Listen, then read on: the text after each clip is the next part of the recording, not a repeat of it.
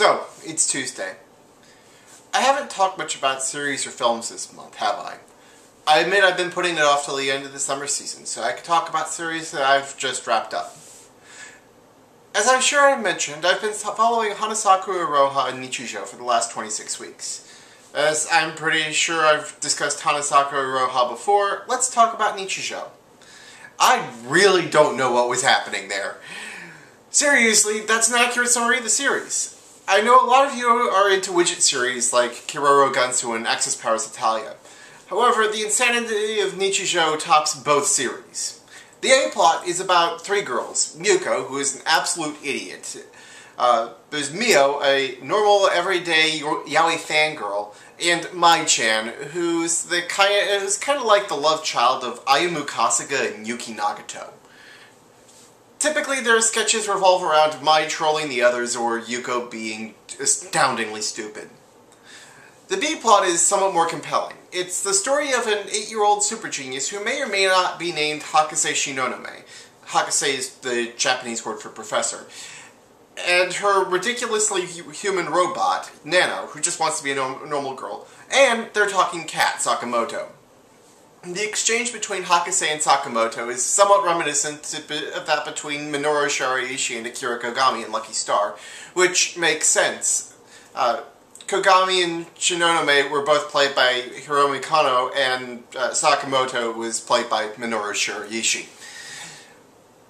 Eventually, Nano, the robot, transfers into Yuko, Mio, and Mai's school, and sketches become about the four of them. Meanwhile, one of the science teachers becomes obsessed with capturing Nano. There are a few other plot threads, like the story of Misato's ultra-tsundere tendencies towards Kojiro Sasahara, to the point of busting out ridiculous amounts of gunpowder against him.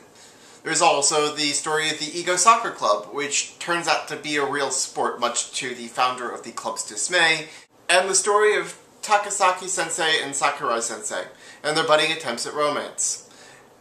The stories of the teachers and the Ego Soccer Club also intersect at a few points. There are also moments that just make you go WTF, like the stories of the Fairy Kingdom and this sketch where a crow comes in and takes Sakamoto's scarf that is reminiscent of the scene where Daisuke Ono takes Minoru Shiraishi's job in Lucky Star, because Daisuke Ono is once again a crow. The next steps, the previews, are all equally surreal. There's some random thing from that episode rhapsodizing. These random things are also played by well-known voice actors. How famous are we talking? Both Norio Wakamoto and Yui Horii both show up. I highly recommend this series. Not every sketch connects, but there's at least one quality sketch in every episode.